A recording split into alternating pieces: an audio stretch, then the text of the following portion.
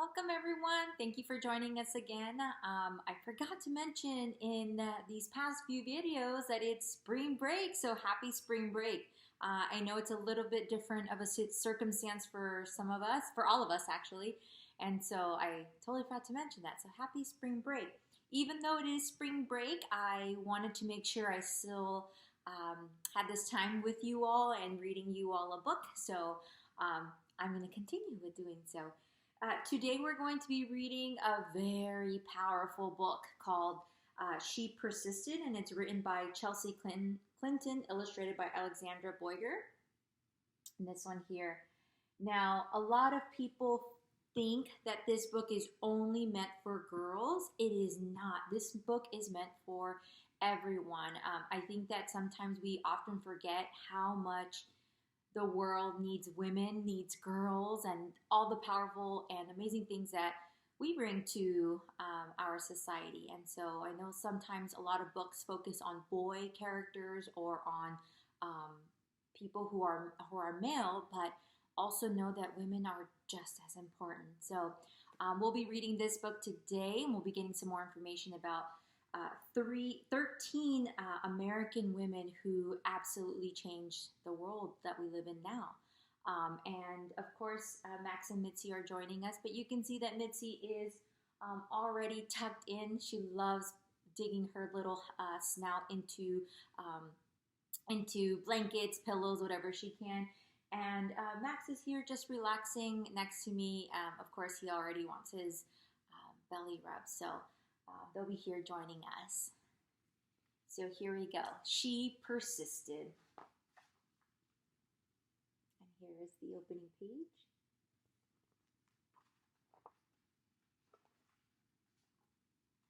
Sometimes being a girl isn't easy. At some point, someone probably will tell you no. Will tell you to be quiet and may even to tell you your dreams are impossible. Don't listen to them. These 13 American women certainly did not take no for an answer. They persisted. And persisted is a word that is used to describe someone who does not give up, someone who continues to push through and learn from their mistakes, but also continue to get to where they want to, because that is their ultimate goal. Harriet Tubman was born a slave, or a person who was put into slavery. And her story could have ended there. Instead, she persisted. Remember, persisted means she kept pushing through. Escaping from slavery and becoming the most famous conductor on the Underground Railroad. She risked her life many times to lead countless slaves to freedom, including her family, friends, and strangers. Every person she led to freedom arrived safely. And I absolutely love the colors and the artwork in this book. Now, the Underground Railroad is not really an underground railroad. It was used to help those who were forced into slavery to escape, so that people wouldn't find them by going underground. And so she was one of the ones who helped. Once Helen Keller became blind and deaf as a toddler, few people thought she'd be able to learn to read, write, or speak. But she persisted. Helen learned how to do all three, and not only became the first person with deaf blindness to graduate from college, but she used her story to help fight for more opportunities for people with disabilities in the United States and all around the world. And this is something that she said. It's a quote. It says, "One can never consent to creep when one feels an impulse to soar." So even though she had a disability, she was not able to see. She was not able to hear either. She was deaf as well. She still was able to graduate from college. Imagine that.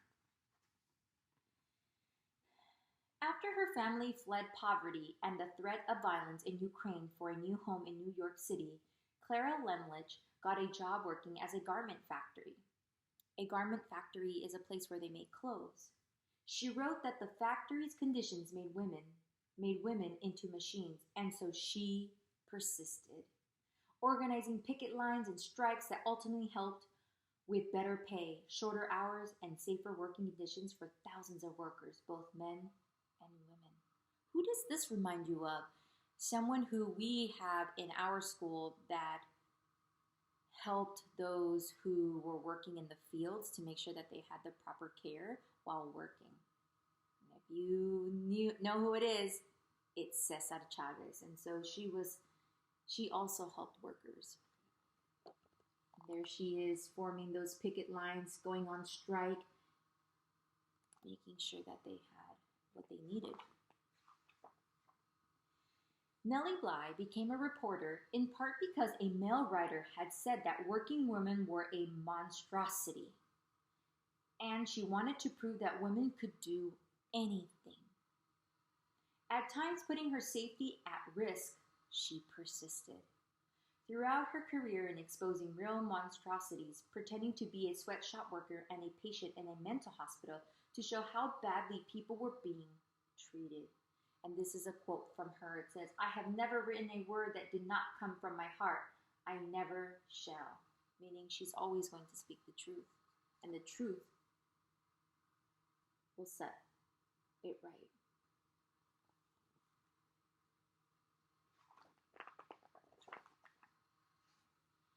Inspired from an early age by her brother's childhood sickness, Virginia Apgar was determined to be a doctor long before many girls had such dreams. Even though she qualified to be a surgeon, the male head surgeon at her hospital discouraged her because she was a woman. Nevertheless, she persisted, becoming an anesthesiologist and creating the Apgar score to test a newborn's baby's health, which hospitals all over the world still use today. Now, why do you think that in this case, men are the ones who are not allowing women to be who they want to be? After Maria Telchief's family moved to California, partly to support Maria's dream of becoming a dancer, she was teased by students in school for her Native American heritage, and later was encouraged to change her last name to something that sounded Russian, since many professional dancers at the time were from Russia. She persisted, ignoring all the taunting and poor advice to become the first great American prima ballerina. And she, in her quote, says, "It never occurred to me to say, it hurt to do that. It hurts to do that."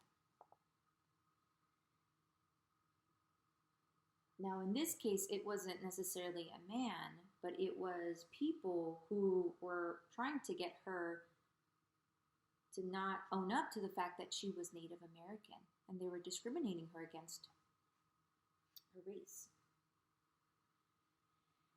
As a 15-year-old riding a bus home from school in Montgomery, Alabama, Claudette Caldwell was expected to give her seat to a white woman just because she was African American. This reminds me of Rosa Parks.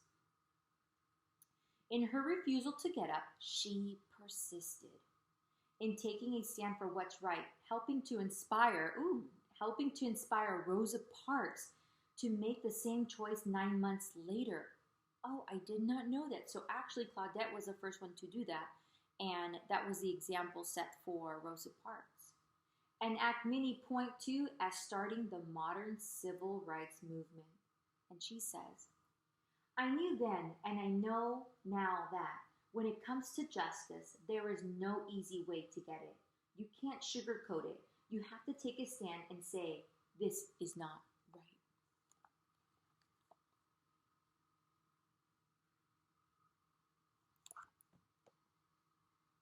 So this is another American woman who stood up for what she believed in.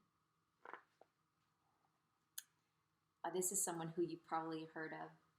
When Ruby Bridges was in kindergarten, many schools across America, particularly in the South, still refused African American students their equal right to an education. That meant that they weren't able to get the same education as everybody else. Ruby wouldn't be treated like a second-class student, and she persisted, walking for weeks past angry, hateful protesters to integrate an all-white elementary school in New Orleans. And she said, "That fateful walk to school began a journey, and we all must work together to continue moving forward."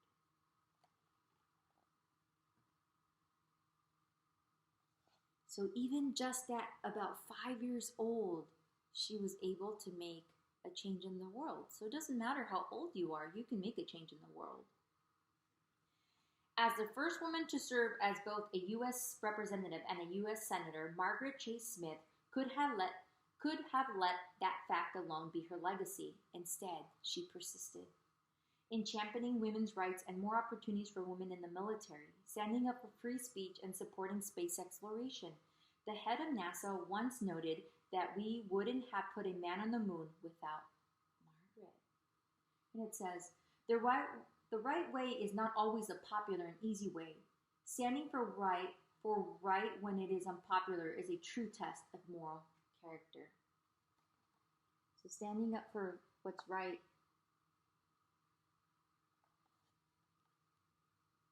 is really about your character, what your values inside. Sally Ride always believed women could succeed in any math or science career. Although not everyone agreed, she persisted. And she became the first American woman in space. But that wasn't enough for Sally. She traveled into space once more, and then created science and engineering programs specifically for girls so she could help generations of young women achieve their dreams too, both on Earth and in outer space. And it says here, young girls need to see role models in whatever careers they may choose, just so that they can picture themselves doing those jobs someday. You can't be what you can't see. Oh, I absolutely love that quote. It's important for us to see ourselves and other people in other positions, right? When, as a kid, Florence Griffith Joyner visited her father in the Mojave Desert, he would urge her to run faster and faster, to run as fast as a jackrabbit. Even when she had to leave to college to help support her family, she persisted in training on the track, then went back to school and got faster and faster. Her unbroken world records in the 100-meter and 200-meter sprints set at the 1988 Summer Olympics mean she is still the fastest woman ever. And it says, when anyone tells me I can't do anything, I'm just not listening anymore.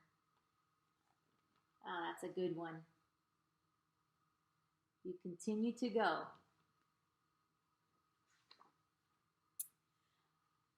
Oprah Winfrey's grandmother expected Oprah to follow in her footsteps and become a maid. Oprah knew, even as a little girl, that her dreams would take her somewhere else. She persisted in turning those dreams into her reality and became a media superstar, working in movies, books, magazines, theater, and most of all, television, where the Oprah Winfrey Show remains the highest rated talk show of all time. And it says, the biggest adventure you can ever take to live the life of your dreams.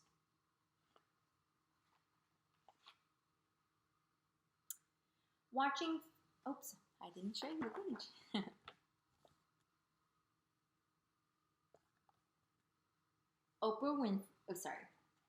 Next page. Watching fictional judges on television inspired Sonia Sotomayor to want to be a real-life judge when she grew up. She knew she'd have to speak English as well as she spoke Spanish, study hard in school, and manage her diabetes before she could one day wear a judge's robe with a gavel in hand. She persisted, eventually becoming a Supreme Court justice and the first ever Latina to sit on America's highest court. Says, I have never had to face anything that could overwhelm the native optimism and stubborn perseverance I was blessed with. And so Sonia Sotomayor, if you don't know about her, she grew up speaking Spanish and she had to learn English. And so she is bilingual just like a lot of us at Apgar. So if anyone ever tells you no, if anyone ever says your voice isn't important or your dreams are too big, remember these women. They persisted, and so should you.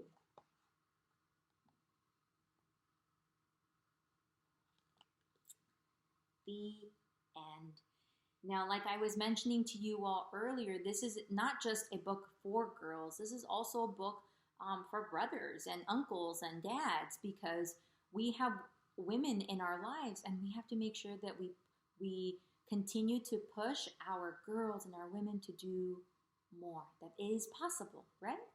All right, boys and girls, thank you so much for joining me on another day of spring break. And I hope you have a great night, and we will see you tomorrow. Don't forget that we love and miss you all, and we'll see you all tomorrow.